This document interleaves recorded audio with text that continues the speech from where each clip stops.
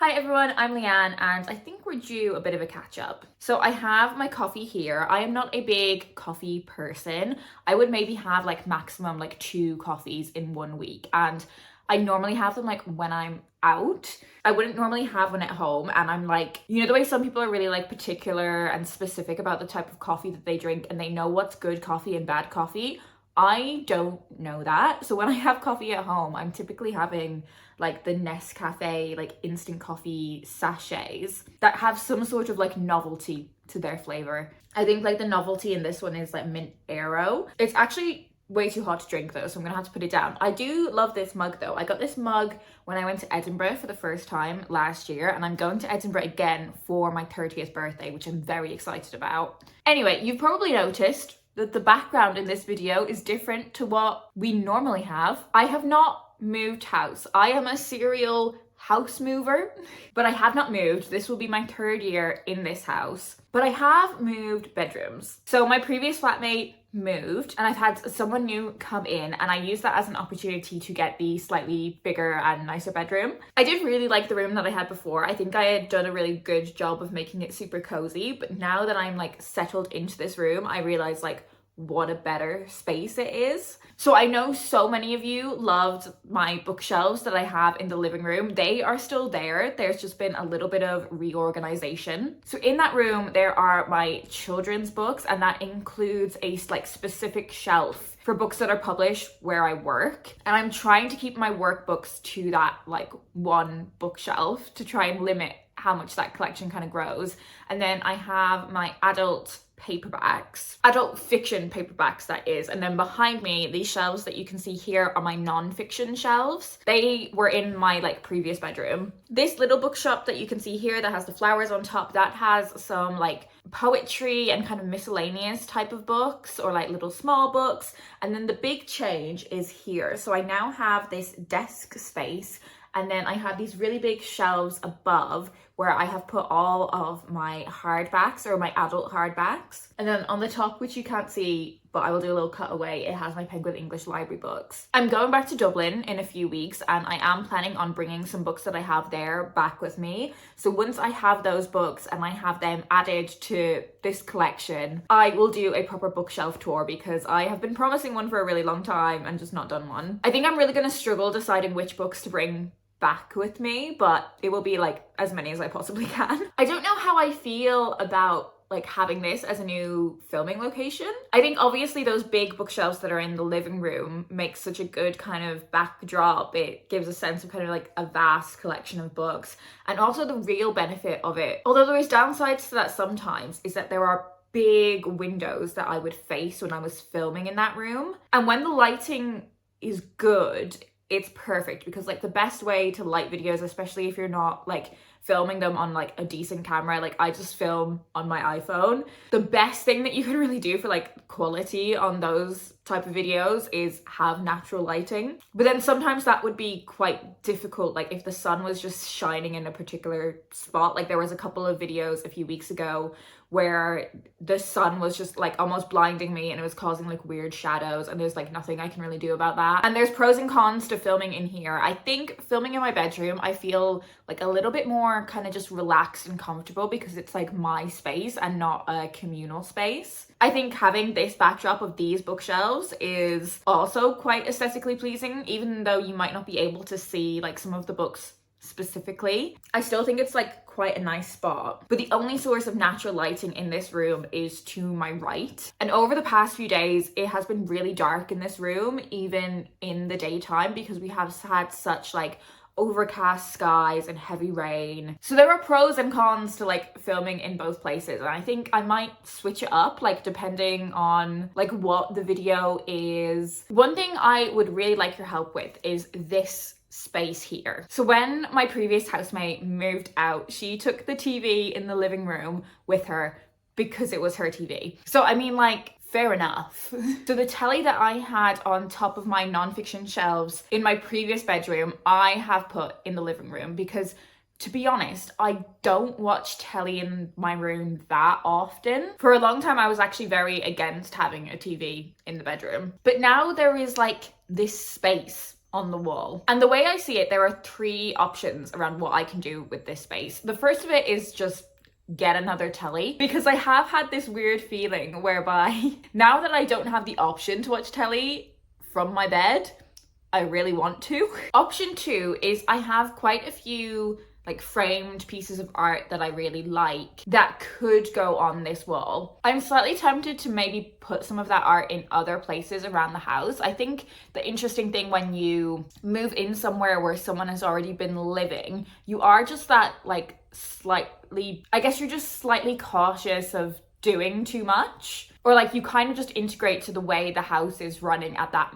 time when you move in. Whereas if you are the person who's like staying in a house and someone else is moving in, there's a bit more license to kind of set up the living space in the way that you would like it to be. And I think putting up some of like the artwork that I have around the house would be a good way of like doing that. Option 3 is I get like a little projector thing that would cast like from like behind where you are right now onto the wall. So I would have the option of like watching telly or maybe like playing games if I could figure out how to do that. They could be like projected onto the blank wall. I know that that would make things like not the best like optimal viewing quality, but I'm actually really not bothered by that at all. This is something where me and my boyfriend really differ because he is super into like his tech and how things are displayed, and he will like configure all the settings so that there's like an optimal quality viewing experience, and I am so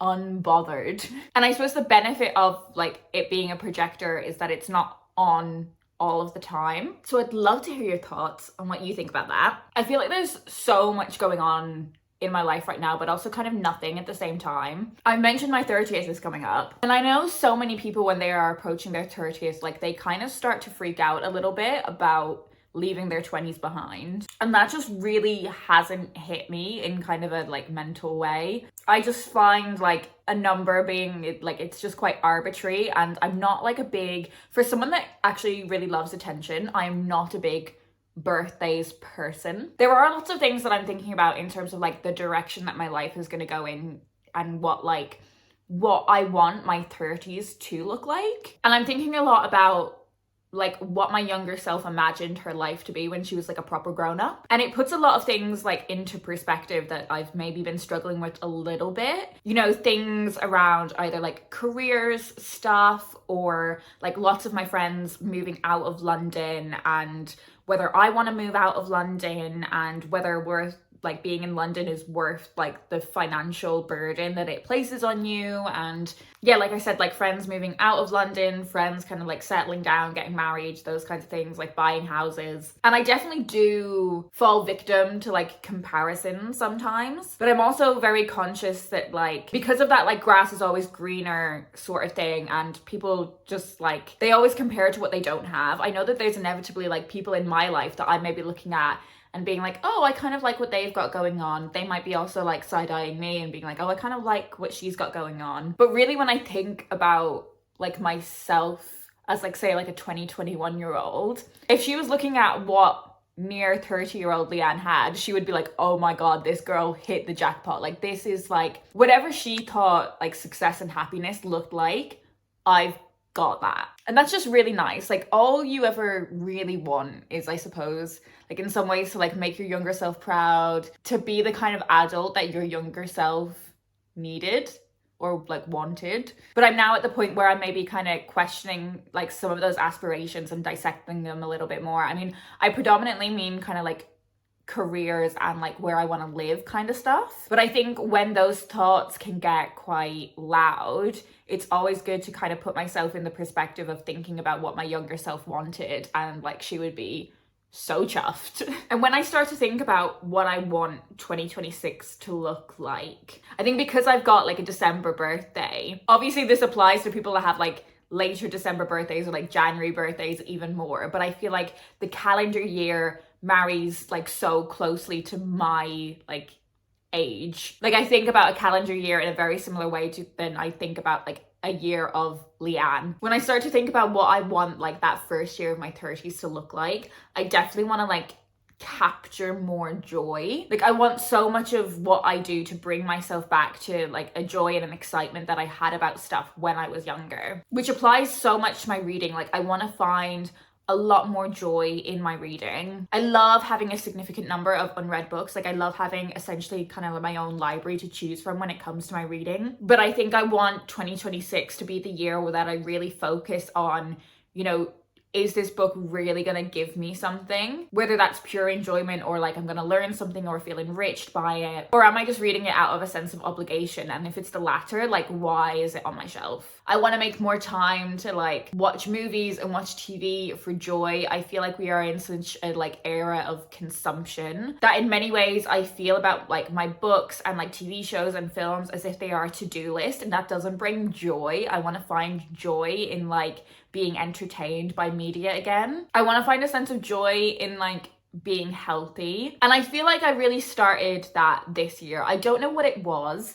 Like, I don't think it was an active thought that I had of like, oh, I'm approaching 30, I need to get my shit together. I do feel like I just kind of almost had this like physical sense of like, please, for the love of God, can you try and have like 5 fruit and vegetables a day, and you should probably go to the dentist. And I also kind of tried to repair my relationship with exercise. Like I used to be such a gym girl, and for a while that brought me like such genuine joy. But when I was no longer feeling joy in that, I found it really difficult to repair my relationship with exercise. And I've been doing a lot of spin classes this year that have been so fun. I've really loved them. And I think in 2026, I want to find time to like do dance classes as well. Again, like capturing something that like once brought me so much joy. And another way that I want to find like recapturing joy is also with the things that I'm like creating. So over the past year or so, I've been like trying to write, and literally every time I have sat down to do it, it has brought me so much joy. And I just can't get myself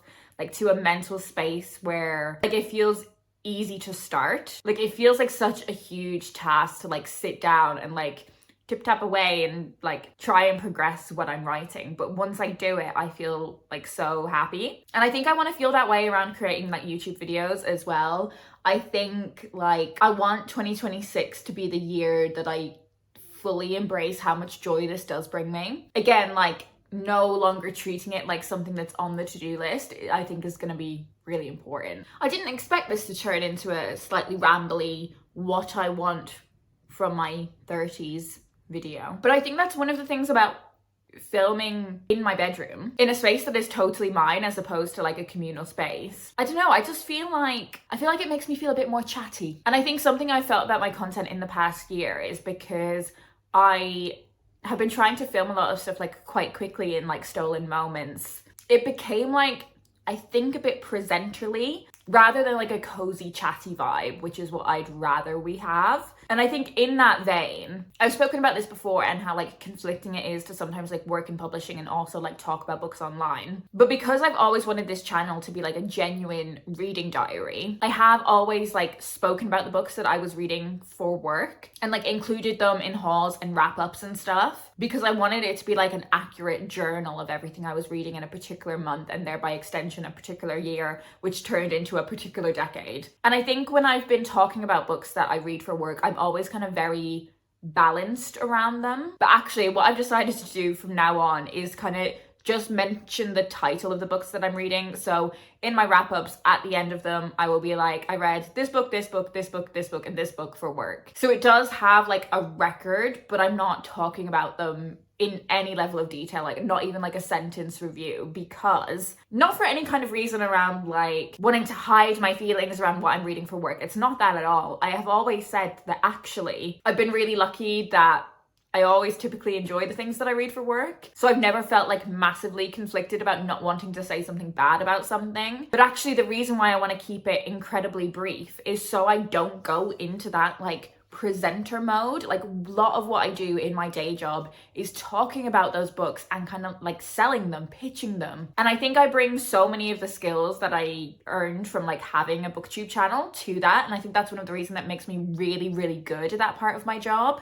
But I think now when I talk about books that I read for work on the channel, it makes me go into that presenter mode, which I don't want to have. Like I said, I just want this to be far more chilled. I think that's everything that I wanted to chat about today. I've actually ended up chatting about way more stuff than I thought I would chat about, to be honest. Oh, I do have one question, actually. In the vein of wanting this to be like a bit more conversational, a bit more chatty, obviously I do a wrap up of all the books that I have read in a particular month, like at the end of the month. And I know some people don't love that format, but for the purpose of me wanting this to be like a reading journal, that format is so perfect for me. So I will be continuing to do that.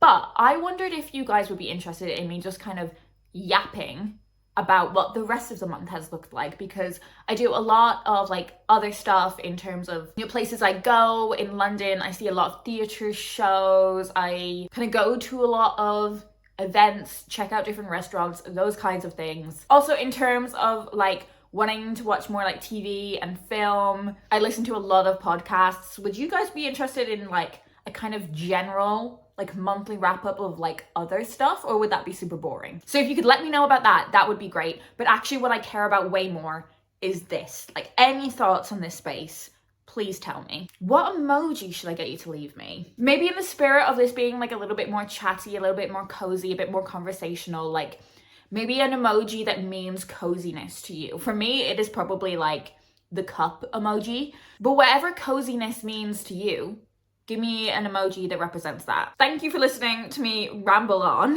The next video you will see from me will be my October reading wrap up. And then who knows what you will see after that. I'd like to do some like nonfiction November stuff. So maybe something along those lines. And for such a long time you weren't able to see my nonfiction shelves, and now they're right here. So it feels like a good time to do that. Anyway, I hope you're well, and I'll speak to you in my next video.